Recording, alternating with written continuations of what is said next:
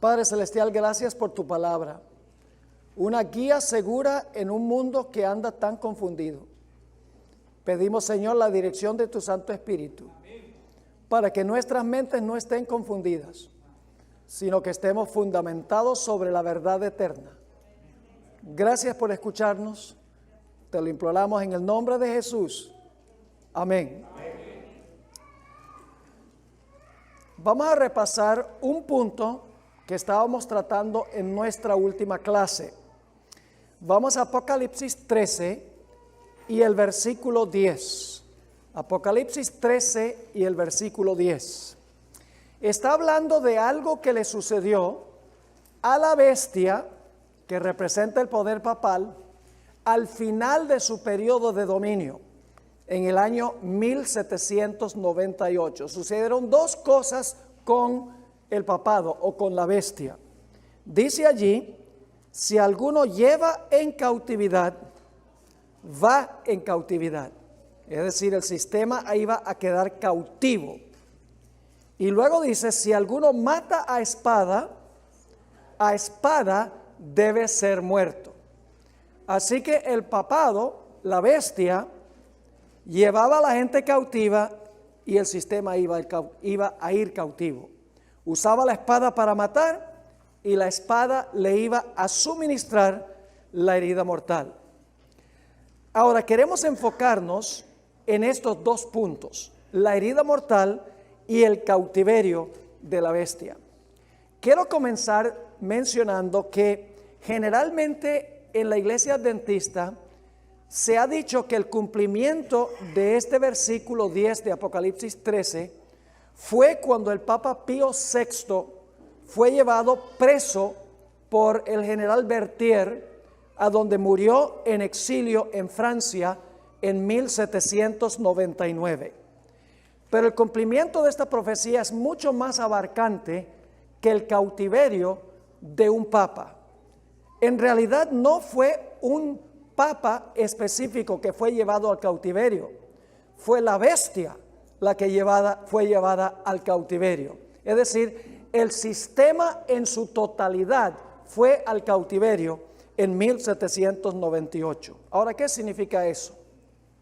Significa que mientras el Estado le suministraba la espada al poder papal, el papado podía poner sus dogmas y sus prácticas.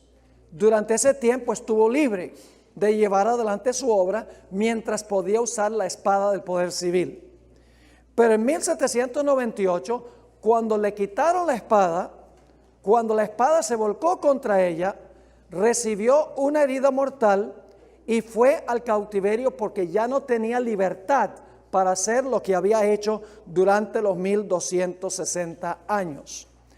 Ahora, la mejor forma de entender el cautiverio del papado es yendo al mismo libro de Apocalipsis. Vamos a notar en unos momentos otro lugar a donde habla de un cautiverio que nos ayuda a entender el cautiverio del papado o el cautiverio de la bestia. Ahora, Satanás, sin lugar a dudas, hoy en el mundo está suelto y libre. ¿Están de acuerdo? Ahora, ¿cómo ejerce Satanás su poder en este mundo? No lo hace directamente, lo hace a través de ¿qué? Lo hace a través de los poderes civiles del mundo. Vamos a anotar un ejemplo muy interesante, no está en el manual, pero vamos a anotarlo. Apocalipsis el capítulo 3, Apocalipsis el capítulo 3, en realidad el capítulo 2 más bien, el capítulo 2, y vamos a anotar el versículo 10. Esta es una de las 7 iglesias del libro de Apocalipsis. Y vamos a notar lo que Satanás hizo con esta iglesia, la iglesia de Esmirna. Dice en el versículo 10, no temas en nada lo que vas a padecer. He aquí, el diablo echará a algunos de vosotros en la cárcel, para que seáis probados y tendréis tribulación 10 días. Sé fiel hasta la muerte y yo te daré la corona de la vida. ¿Quién iba a echar a los feligreses de la iglesia de Esmirna en la cárcel? El diablo. ¿El diablo lo hizo personalmente? ¿Vino y los agarró y los metió a la cárcel? No. ¿Cómo fue que lo hizo? Lo hizo a través del emperador Domiciano. Es decir, Satanás usó al emperador para cumplir sus propósitos. Usó al poder civil, en otras palabras. Tenemos otro ejemplo. En Apocalipsis 12 habla de una mujer que tiene un bebé en su vientre. Está por nacer el bebé. Y dice que se para el dragón al lado de la mujer para devorar al hijo tan pronto el hijo naciese. ¿Quién es ese dragón? Satanás. Entonces Satanás se paró al lado de María para devorar a Jesús cuando nació. No. ¿Qué poder usó Satanás para cumplir sus designios? Usó a un gobernante civil de Roma. Satanás cumple sus propósitos en este mundo empleando los poderes civiles para cumplir sus propósitos. ¿Están conmigo? Ahora, otro ejemplo. Faraón. Cuando Dios iba a librar a Israel de Egipto, ¿hubo una oposición tremenda de parte de Faraón? Sí. ¿Saben que a Faraón se le llama el gran dragón en Ezequiel 29:3? Pero ¿quién era el que no quería que el pueblo de Israel fuera librado? Satanás. Satanás usó a Faraón para cumplir sus propósitos. El punto es que mientras Satanás puede usar los poderes civiles del mundo, él está libre para cumplir sus fines y sus propósitos. Ahora, vamos a recordar lo que encontramos en Apocalipsis el capítulo 20. En Apocalipsis el capítulo 20 desciende un ángel del cielo con una cadena en su mano. ¿Y qué va a hacer con esa cadena? Va a atar a Satanás, va a atar al dragón, al gran dragón. Dice que lo va a poner en prisión. ¿Qué significa eso? Que Dios envía un ángel poderoso para echar a Satanás en prisión. Nosotros los adventistas sabemos que representa eso, que representa el cautiverio de Satanás. El cautiverio significa que todos los poderes que él usaba están muertos. Así que Satanás no tiene poder. ¿Dónde radica el poder de Satanás? Radica en el hecho de que puede usar los gobiernos del mundo para cumplir sus propósitos. Pero cuando Cristo venga, todos los reinos del mundo, todos los personajes estarán muertos.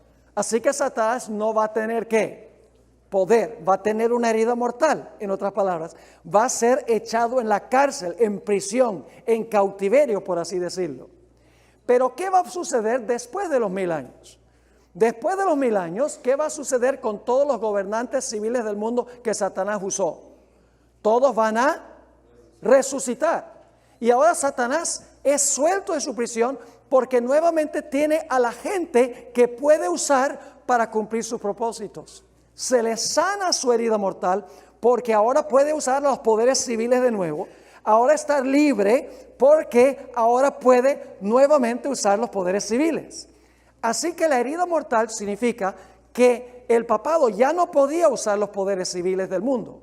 Significa que fue echado al cautiverio en el sentido de que ya no tenía poderes civiles sobre los cuales podía influir para cumplir sus propósitos. ¿Están conmigo?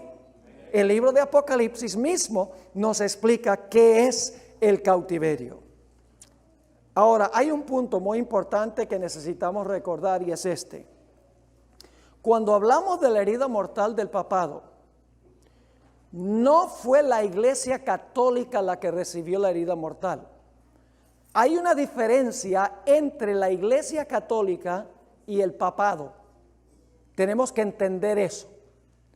El papado es el sistema compuesto de obispos, arzobispos, cardenales, el obispo de Roma, sacerdotes, etc. Ese es el papado, el gobierno, el sistema de gobierno de la iglesia. Los feligreses en realidad son la iglesia, es decir, el papado es una combinación de iglesia y estado, es un estado y es una iglesia. Y cuando el papado tiene la unión de la iglesia con el estado, el papado está libre y sano. Cuando el papado no puede usar el poder civil, el papado está en cautiverio, el papado tiene una herida mortal. Ahora, es importante notar que cuando el Papa fue llevado cautivo el 12 de febrero de 1798, no dejó de funcionar la Iglesia Católica, no desapareció la Iglesia Católica. Yo pregunto, ¿la Iglesia Católica como iglesia cerró sus puertas en 1798? No. ¿Los padres seguían llevando a sus hijos, sus bebés, para bautizarlos en la iglesia? Sí. ¿La gente seguía yendo a la iglesia para confesar sus pecados al sacerdote? Sí. ¿La gente todavía iba a comulgar allá cuando se celebraba la misa? Sí. La iglesia como iglesia siguió funcionando. No fue la iglesia el aspecto espiritual que recibió la herida mortal, fue la combinación de iglesia y Estado. Ya el papado no podía usar los poderes civiles del mundo. Por eso tenía una herida mortal, por eso este sistema estaba atado.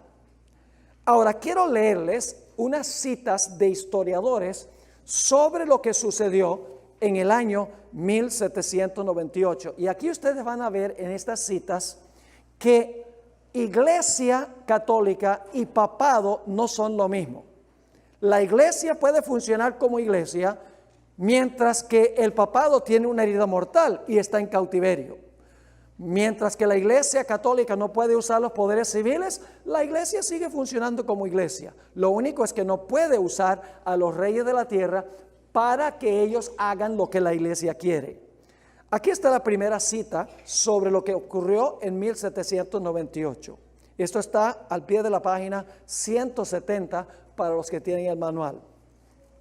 El papado estaba extinto. ¿Qué pasó con el papado en 1798? ¿Estaba qué? Extinto. ¿La iglesia estaba extinta? ¿La iglesia católica estaba extinta? No. ¿Qué estaba extinto? El papado. El papado estaba extinto.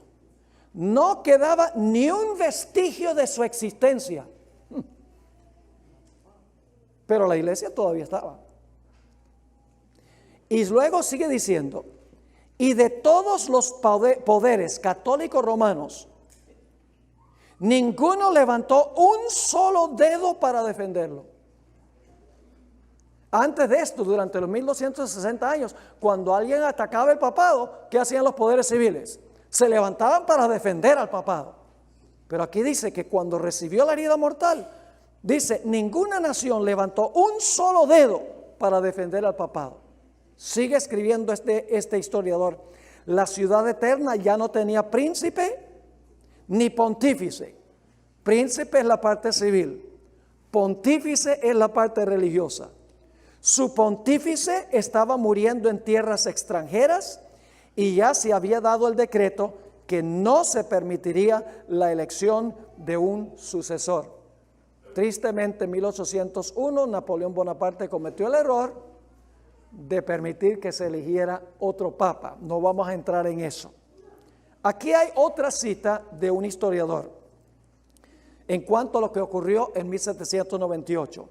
Con razón, la mitad de Europa creía que el veto de Napoleón es que no se iba a elegir más papas, que el veto de Napoleón sería obedecido y que al igual que el papa, el papado estaba muerto.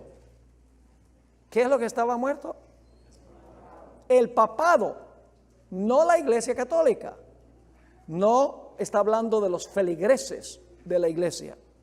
Aquí hay otra cita. Las muchedumbres pensaban que el papado estaba a punto de morir. Se preguntaban si Pío VI sería el último pontífice y si el cierre del siglo XVIII marcaría la caída de la dinastía papal. Aquí hay otra.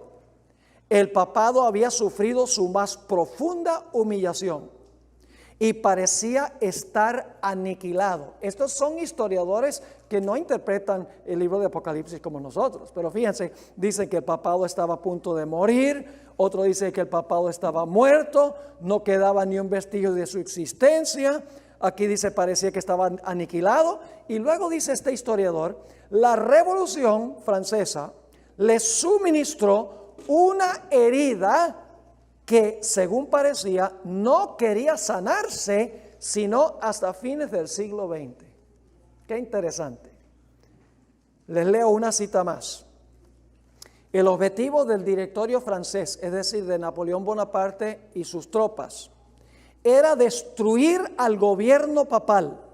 Noten, no la iglesia, sino el gobierno papal, como enemigo irreconciliable de la República. Al anciano Papa Pío VI le pidieron que entregara el gobierno temporal. ¿Qué fue lo que le pidieron? Que entrega la iglesia. No entrega la iglesia. ¿Entrega qué cosa? El gobierno temporal. Deja de ser Estado. Puede ser iglesia, pero no puede ser Estado.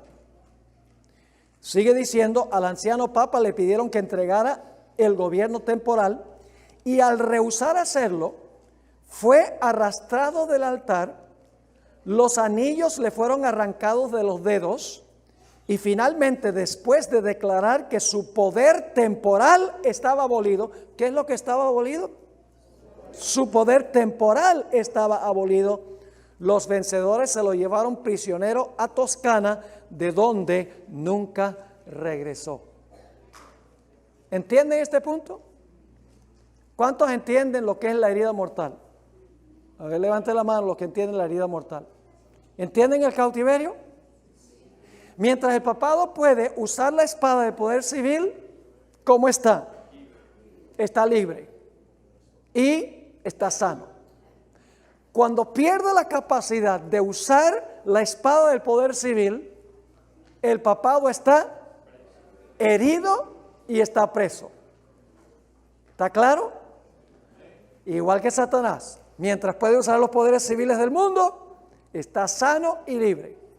Cuando mueren todos, está atado y herido.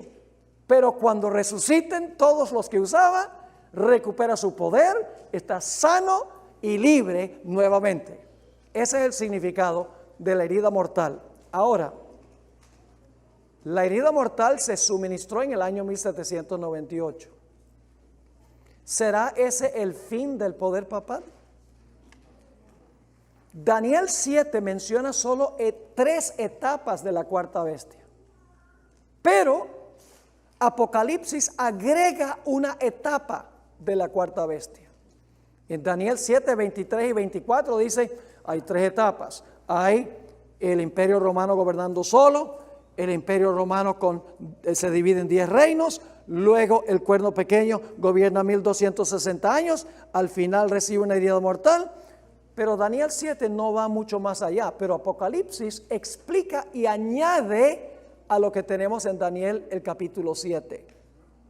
Vamos a Apocalipsis 13 y el versículo 3.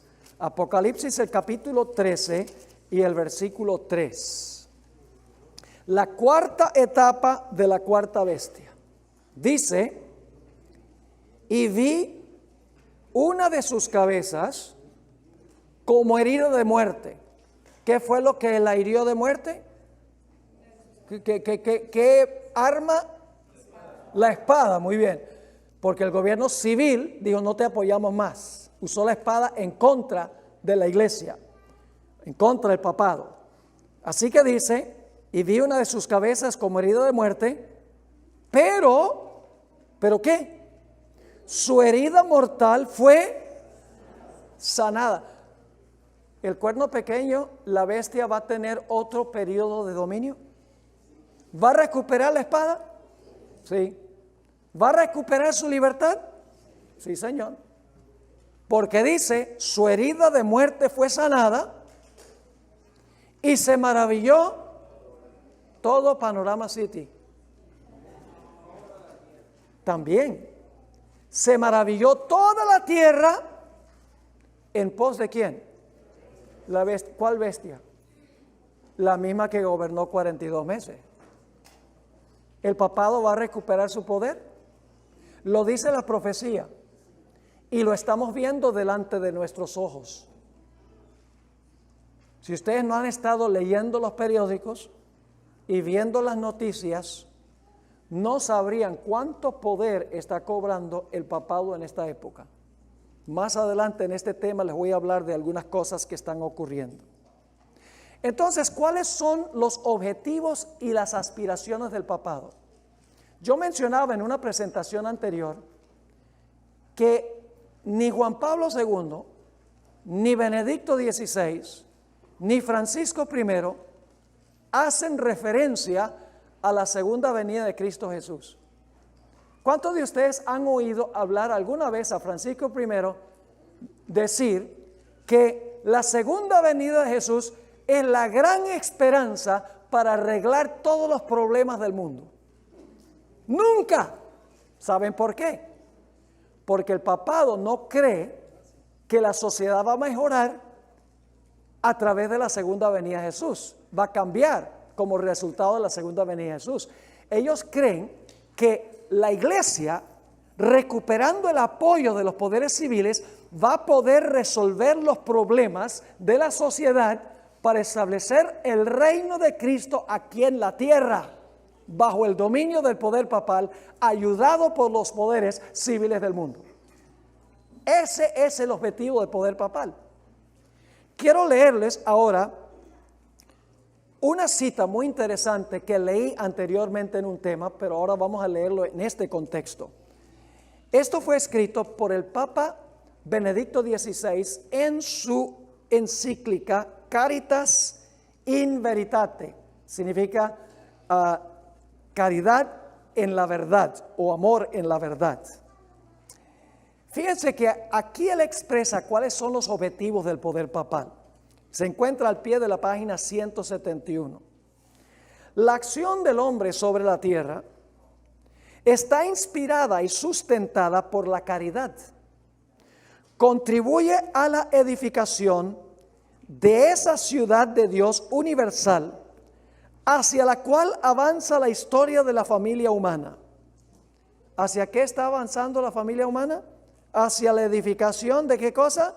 De esa ciudad de Dios universal. Ahora, eso suena bien bonito. Podríamos pensar, la Nueva Jerusalén. Esa no es la ciudad de Dios universal que está en la visión del Papa. Sigamos leyendo.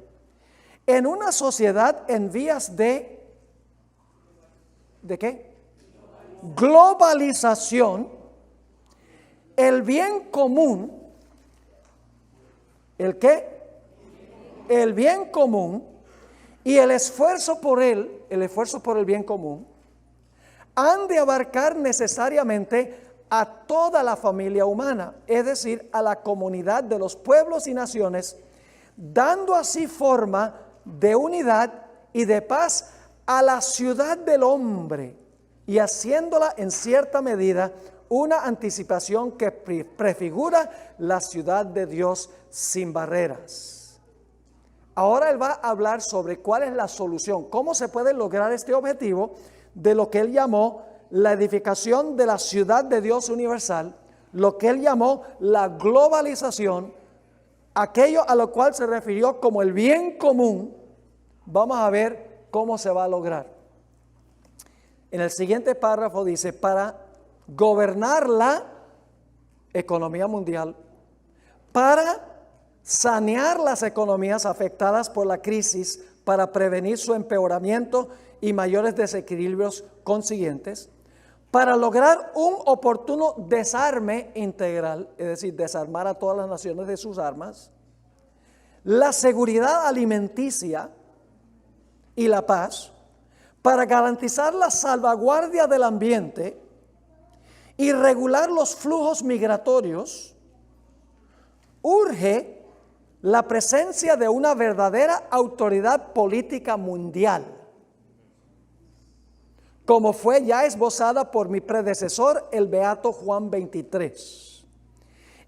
Esta autoridad deberá estar regulada por ley, por la ley, atenerse de manera concreta a los principios de subsidiariedad y solidaridad.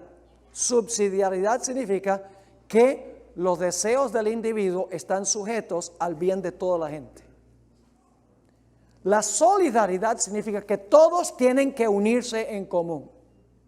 El bien común significa que todas las riquezas del mundo se deben distribuir equitativamente entre todas las personas y todas las naciones. Se debe redistribuir la riqueza del mundo entre todos.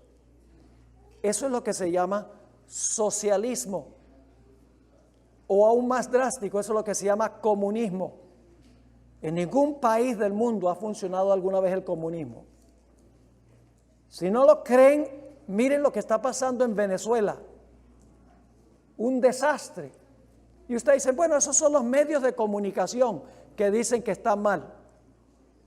Mi esposa tiene 3 hermanas y un hermano que viven en Venezuela. Saben muy bien lo que está pasando ahí en Venezuela. Un sistema que no es socialista, es un sistema comunista, aunque le dicen socialismo del siglo XXI.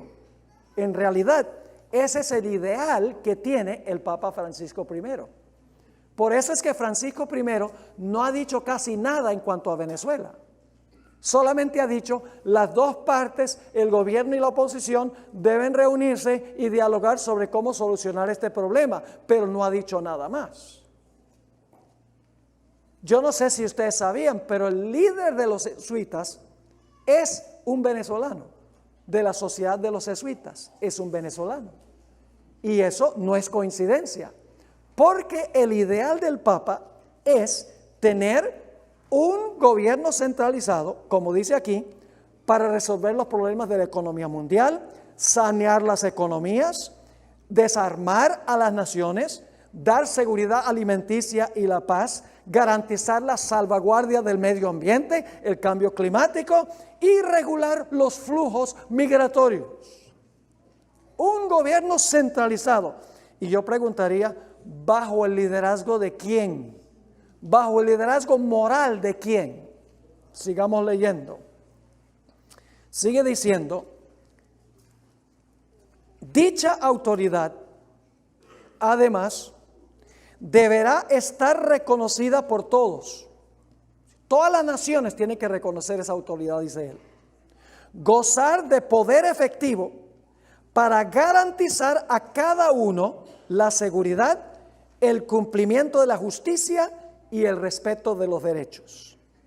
Obviamente, debe tener la facultad de hacer respetar sus propias decisiones a las diversas partes, así como las medidas de coordinación adoptadas en los diferentes foros internacionales. Por ejemplo, el Acuerdo de París. Una autoridad centralizada como esta obligaría a un país que no quiere meterse en un acuerdo climático a que lo haga obligatoriamente. Sigue diciendo, en efecto, cuando esto falta, el derecho internacional, no obstante, los grandes progresos alcanzados en los diversos campos correría el riesgo de estar acondicionado por los equilibrios de poder entre los más fuertes. El desarrollo integral de los pueblos y la colaboración internacional exigen el establecimiento de un grado superior de ordenamiento internacional de tipo subsidiario para el gobierno de la globalización. El Papa es globalista. Por esa razón está a favor de la inmigración entre un país y otro sin ningún control. Porque él sabe, por ejemplo, que cuando 2 millones de venezolanos van a Colombia, eso diluye el espíritu patrio del país. El propósito es que cada país no piense que debe hacer lo suyo y que debe gobernarse a sí mismo, sino que todos los países se unan para el bien común. Se pongan de acuerdo en cuanto al cambio climático, en cuanto a la economía, redistribuir la riqueza de las naciones que tienen a las naciones que no tienen, para entonces crear una sociedad perfectamente ideal donde todos los problemas han sido resueltos por el hombre. Ese es el ideal del papado. Pero para el papado lograrlo no puede como papado, como iglesia. ¿Qué necesita hacer para poder lograr su objetivo? Tiene que ganar la confianza de ¿quiénes? Tiene que ganar la confianza de los poderes civiles del mundo. Ahora, hay algo muy interesante.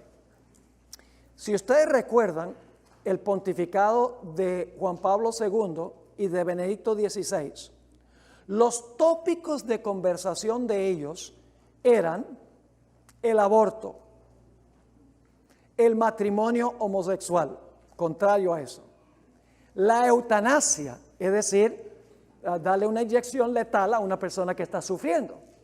Juan Pablo II y Benedicto XVI, esos eran los tópicos. A capa y espada peleaban por esas causas. Este Papa no pelea por ninguna de esas causas. Ha cambiado completamente los tópicos de conversación. ¿De qué habla Francisco I? Del problema de la necesidad de resolver el problema de la pobreza. ¿Y cuál es la solución que él da? Él dice, las naciones que tienen deben darle a las naciones que no tienen. Hay que resolver el problema del cambio climático. Este es el tema central del papado ahora. Hay que resolver el problema del cambio climático. ¿Y cuál es la solución? La solución es que todos los países firmen acuerdos de que van a resolver este problema a través de tratados, a través de leyes, etcétera, para que ya no tengamos problemas con el asunto del cambio climático. Su conversación también tiene que ver con la importancia de salvar la integridad familiar. También el tópico de conversación tiene que ver con la inmigración. No debe haber muros, no debe haber barreras entre una nación y otra, debe haber inmigración libre entre todas las naciones. Todo eso es un ideal socialista. El Papa ha cambiado los tópicos de conversación. ¿Saben por qué? Porque cuando Juan Pablo II y Benedicto XVI hablaban en contra del aborto y hablaban en contra del matrimonio homosexual y hablaban en contra de la eutanasia, se echaban los gobernantes políticos del mundo encima. Porque los gobernantes, los poderes seculares, ellos están a favor del matrimonio homosexual. Ustedes lo saben.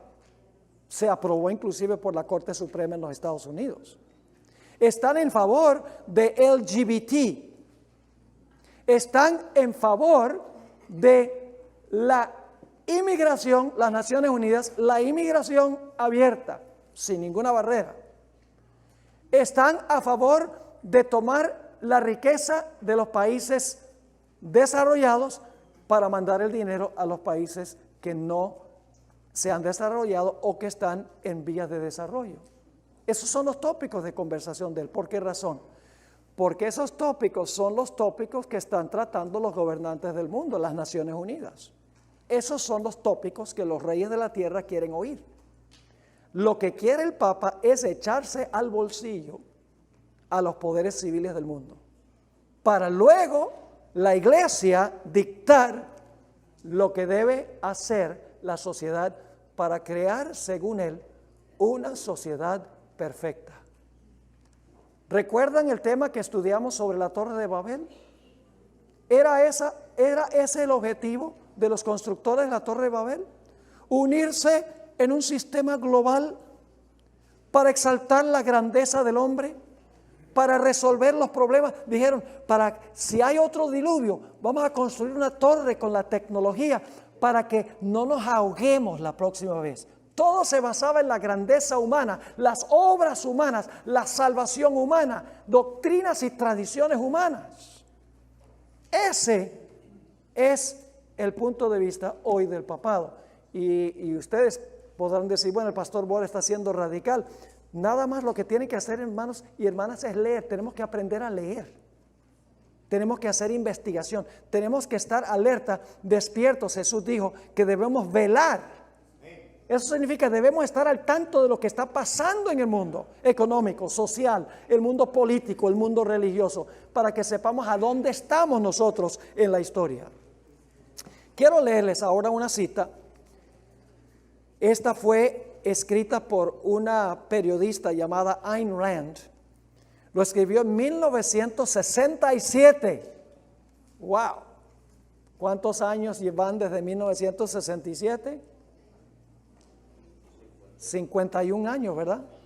Esto se escribió hace 51 años, cuando el papado no tenía los mismos objetivos de hoy. Fíjense lo que escribió. La Iglesia Católica nunca ha desistido de su deseo de restablecer. ¿Qué significa restablecer? Usted no puede restablecer lo que no existió una vez.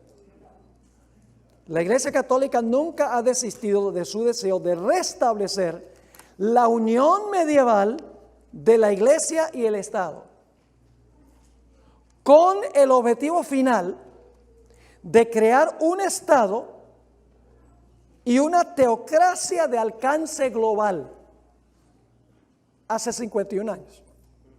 ¿Cuáles son los objetivos?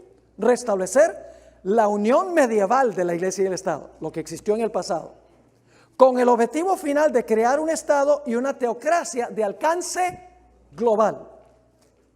La Iglesia-Estado romano es un híbrido, un monstruo de poder eclesiástico y político. Su idiosincrasia política es totalitaria.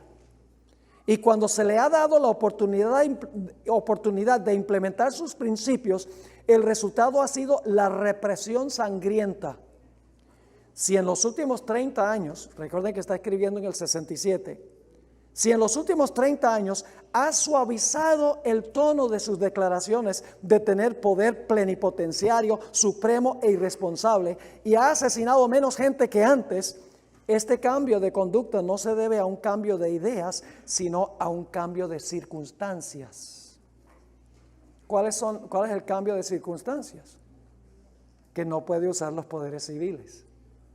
Sigue escribiendo. La iglesia, esta mujer es secular, no es ni siquiera religiosa, es secular. No está comentando sobre Apocalipsis 13, no es teóloga. Sigue escribiendo. La iglesia-estado romano en el siglo XX se está recuperando de una herida mortal. Si o cuando recupere, ¿qué significa recupere? Que una vez lo tuvo. Si o cuando recupere la plenitud de su poder y autoridad, impondrá un régimen más siniestro que cualquiera que el planeta jamás haya visto. ¿Cómo les parece? Lo que dice Apocalipsis. Su herida mortal fue sanada y se maravilló toda la tierra en pos de la bestia. ¿Y qué va a pasar con los que no se maravillan en pos de la bestia? No podrán comprar ni vender. Y se dará finalmente un decreto de muerte contra ellos, como los decretos de muerte que se daban cuando el papado usaba los poderes civiles durante los 1260 años.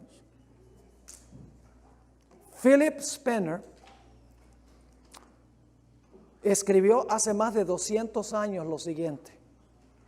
Era un gran predicador que traía reavivamientos. Dice lo siguiente: estoy convencido que la Babilonia romana recuperará su antiguo poder antes que le sobrecaiga el juicio final. Me temo que la mayoría de las naciones, intimidadas por su poder y aterrorizadas por su brutalidad, permitirán que el yugo del cual se despojaron hace 200 años les sea colocado de nuevo. Y no era adventista.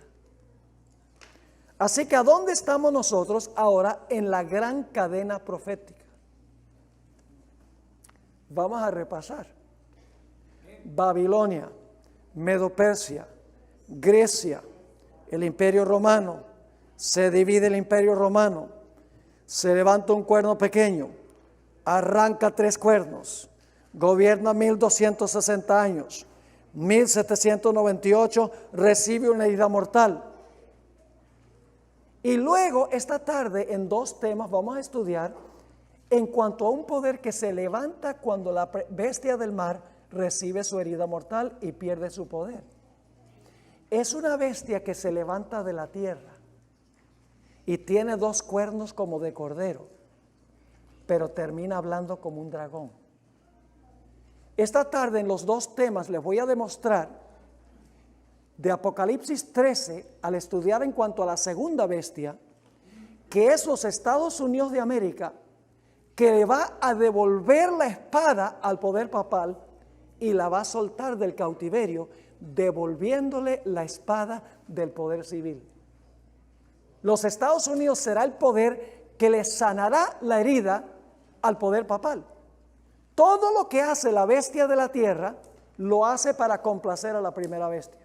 Es decir, la segunda bestia que representa a los Estados Unidos, todo lo hace en favor de la primera. Y ustedes dicen, ¿cómo es eso? Apocalipsis 13 dice que ejerce toda la autoridad de la primera bestia. Manda a todos a adorar a la primera bestia. Todo lo hace en presencia de la primera bestia. Hace una imagen de la primera bestia. Impone la marca de la primera bestia.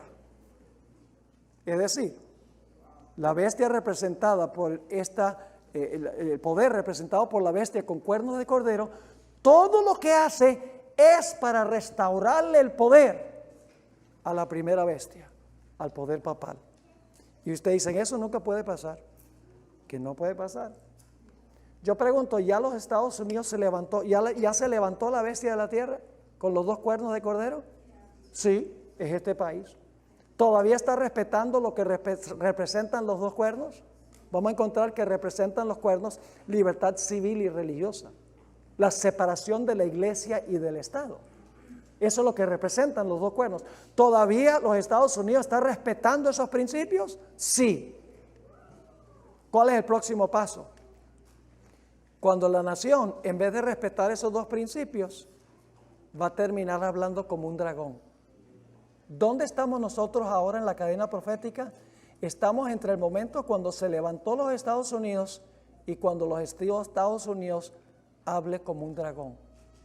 Estamos cerca del final de la cadena profética, hermanos y hermanas. Estamos muy cerca del fin de la cadena profética. Ahora, antes de terminar, quiero leer una cita de un escritor llamado Malachi Martin. Escribió un libro famoso, Las llaves de esta sangre. En 1986, quiero que se fijen de lo que dijo Malachi Martin. Esto se encuentra en la revista Christianity Today, noviembre 21, 1986. Escuchen con cuidado. Él no sabe que está comentando sobre Apocalipsis 13, no tiene ni la menor idea, pero es interesante cómo los historiadores, como son historiadores, escriben las cosas sin saber que están escribiendo en cuanto a las profecías bíblicas. Dice, por 1500 años y más, Roma papal había mantenido un dominio con mano fuerte sobre cada comunidad local del mundo. ¿Qué había hecho el papado por 1500 años? Había mantenido un dominio con mano fuerte sobre cada comunidad local del mundo. Y luego dice esto, en gran medida, y admitiendo algunas excepciones, ese era el punto de vista romano. ¿Cuál era el punto de vista romano? Mantener un dominio con mano fuerte sobre cada comunidad local del mundo. Dice él, ese era el punto de vista romano, ahora escuchen bien, hasta que 200 años de inactividad, ¿cuántos años? 200 años de inactividad le fueran impuestos al papado. ¿Quién le impuso la inactividad? Dice, 200 años de inactividad le fueron impuestos al papado por los grandes poderes seculares del mundo. Ahora, si ustedes van hacia atrás de 1986, 200 años atrás, porque él dice por 200 años, los poderes, dice él, los poderes seculares del mundo, que son los gobiernos, han mantenido inactivo al papado. ¿Qué evento fue lo que causó que el papado estuviera inactivo los últimos 200 años? Está escribiendo en 1986. Si van hacia atrás 200 años, ¿a dónde llegan? A la Revolución Francesa. 1986, 1886, 1786. La época cuando Francia se levantó contra el papado y los gobiernos civiles se volcaron en contra del papado. Entonces, según él, ¿qué es lo que ha mantenido al papado inactivo? No la Iglesia Católica, el papado inactivo por los últimos 200 años. Dice, la inactividad le fue impuesta por los grandes poderes seculares del mundo. Ahora, aquí viene el punto. Durante los últimos 200 años el papado ha estado inactivo. ¿Por qué ha estado inactivo el papado? No la iglesia, el papado. Porque tiene una herida mortal. Porque está en cautiverio. No ha podido montarse encima de los poderes civiles de nuevo. ¿Qué tiene que suceder para que su herida mortal se sane y para que se escape del cautiverio? ¿Qué tiene que suceder para que se active de nuevo? Tiene que recuperar la espada y tiene que escapar del cautiverio. Ahora, si fue enviada al cautiverio y fue herida porque el poder civil le quitó la espada, ¿qué significa? La curación de la herida. Significa que se le va a devolver la espada y se le va a devolver la libertad. Los poderes civiles van a permitir que se les monte encima de nuevo. ¡Wow! Y lo estamos viendo. Ahora, en 1862 escribió este cardenal Henry Manning su libro, y quiero leer cómo él veía la Iglesia Católica en 1862. Esto es ya 75 años después de la herida mortal.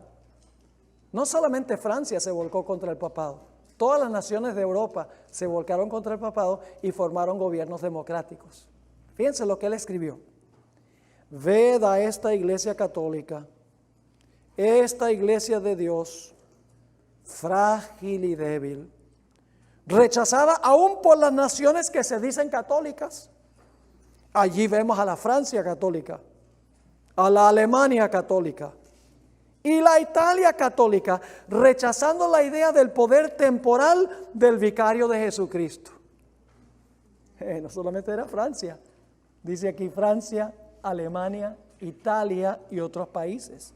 Y luego sigue escribiendo, y como la iglesia parece ser débil, y el vicario del Hijo de Dios repite sobre la tierra la pasión de su maestro, nos escandalizamos y escondemos de él el rostro. Esa era la condición de la iglesia 75 años después de la herida mortal. Está reconociendo que la iglesia ha sido abandonada por los poderes civiles. Y menciona 3 naciones, Francia, Alemania e Italia, a donde está el Vaticano. Ahora tenemos que hablar un momento sobre lo que dijo Elena G. de White. Los gobiernos del mundo van a permitir que la ramera se les monte encima de nuevo. Lo dice Apocalipsis 17, 1 y 2. Ahí Juan vio una gran ramera sentada sobre muchas aguas, que representa multitudes, naciones, lenguas y pueblos. Fornica, dice, con los reyes de la tierra, y está llena de la sangre de los santos y de los mártires de Jesús. Ahora, fíjense lo que escribió Elena G. de White. ¿Cómo se va a sanar la herida? Conflicto de los siglos 620.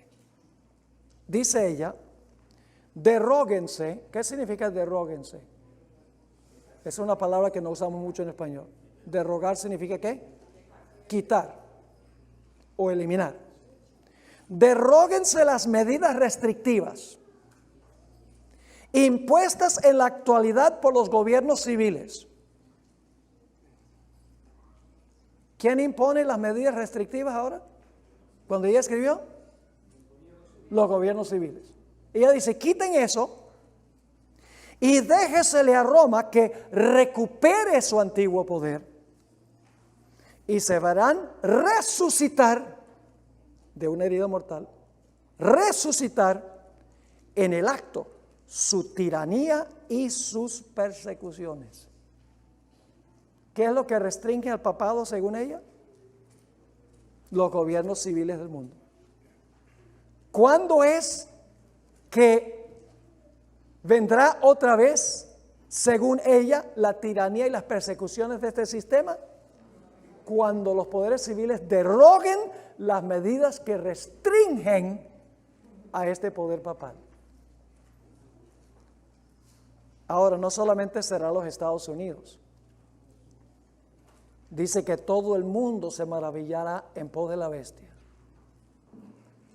Estamos viendo a los protestantes uniéndose con la iglesia romana a diestra y a siniestra. Los grandes evangelistas de la televisión, los que tienen programas de televisión que alcanzan a miles y miles, todos han ido al Vaticano a visitar al Papa, por invitación del Papa. Rick Warren, famoso libro, La Iglesia con Propósito. Tony Palmer, Joel Osteen,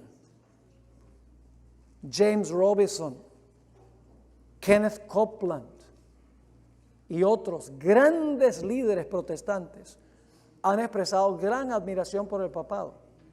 Aún Billy Graham, mientras estuvo vivo, dijo: yo y el Papa estamos de acuerdo en casi todo. El gran evangelista protestante Billy Graham y el fundador de TBN, Paul Crouch, dijo: yo no estoy protestando nada. Tony Palmer dijo: la protesta ha terminado, ya no hay razón para existir la reforma protestante. Eso están diciendo los protestantes de los Estados Unidos, que según la profecía se van a unir con el poder papal. Pero esto no será un asunto regional, será un asunto global. En el libro Testimonios para la Iglesia, tomo 6, página 27, Elena White escribió lo siguiente: cuando los Estados Unidos, el país de la libertad religiosa, se una con el papado para forzar la conciencia y obligar a los hombres a honrar el falso día de reposo, los habitantes de todo país del globo serán inducidos a seguir su ejemplo. Por eso dice que toda la tierra se maravilló en pos de la bestia. ¿Ustedes creen que nosotros debemos compartir este mensaje con el mundo? Ay, pero pastor, es que no podemos ofender a la gente así. Pues si no les predicamos esto, se van a perder. Y les digo una cosa: no debemos ser ofensivos. No debemos hacer como dicen algunos, que el Papa es un monstruo y que tiene la cola escondida debajo de la sotana. Cosas que uno no necesita decir. Pero sí hay que decir estas cosas para que la gente que está en ese sistema pueda salir, porque los que no salen, dice la Biblia, van a recibir las plagas. Y eso no es amoroso. Quedarnos callados ahora no es cuestión de amor. Ser políticamente correcto ahora no es amor, porque si la gente no lo sabe y se pierde, la sangre de ellos está sobre nosotros. Ahora, un último punto. El Papa Francisco I ha conectado todas las causas de las cuales él habla con la necesidad de guardar el domingo. Y más adelante en esta serie voy a compartir algunas citas de Francisco I. Tomemos en primer lugar el problema de la pobreza. Él ha escrito diciendo: mire, los pobres son abusados por sus señores capitalistas, por aquellos que son dueños de las empresas. Trabajan y trabajan y trabajan, ni siquiera les dan libre el domingo. Dice: hay que dar el domingo para que los pobres descansen de trabajar. La pobreza la conecta con el domingo. Dice la familia: Oh, la familia toda la semana está corriendo de aquí para allá, el esposo y la esposa trabajando, llevando a los niños a la escuela, llevando a los niños al partido de fútbol. No tienen tiempo la familia para pasar juntos. Necesitan un día para estar juntos. A que no adivinan qué día es ese, el domingo. Dice el cambio climático, pobre planeta, 7 días a la semana le estamos sacando el jugo al planeta. El planeta necesita un día para reposar, a que no adivinan cuál día es, el domingo. Últimamente, hermanos y hermanas, detrás del telón, el objetivo final de todo este asunto del nuevo orden mundial global es imponer el domingo como día de reposo global. Y estamos viendo eso hoy en día, por lo menos los comienzos. Estamos muy cerca del fin. Ya no podemos venir a calentar bancas en la iglesia. Ya no podemos ser sencillamente personas que vienen, son adventistas de 9 a 12 del séptimo día. No. Inclusive yo tenía una dama que le di estudios bíblicos, se bautizó en la iglesia, no era muy educada, preparó una tarjetica para hacer obra misionera, donde en vez de poner Seventh Day Adventist, puso 7 Day Adventist, 7, adventista de los 7 días. Tenemos nosotros que ser adventistas, hermanos, en todo. Compartir el mensaje de Dios para este tiempo, para que el mundo sepa lo que está pasando y pueda ponerse de parte de Dios. Pertenecer a la iglesia remanente de Dios, que guarda los mandamientos de Dios, la fe de Jesús, y tiene en su medio el testimonio de Jesucristo. Así termina el mensaje del tercer ángel. Dice, aquí está la paciencia de los santos. Aquí están los que guardan los mandamientos de Dios y la fe de Jesús. Dios tendrá en medio de un mundo rebelde a un remanente fiel. Y Dios protegerá a ese remanente fiel y separará finalmente victorioso sobre la bestia, su imagen, su marca y el número de su nombre, parados sobre el mar de vidrio mezclado con fuego. Hermanos y hermanas, en ese día no falte ninguno.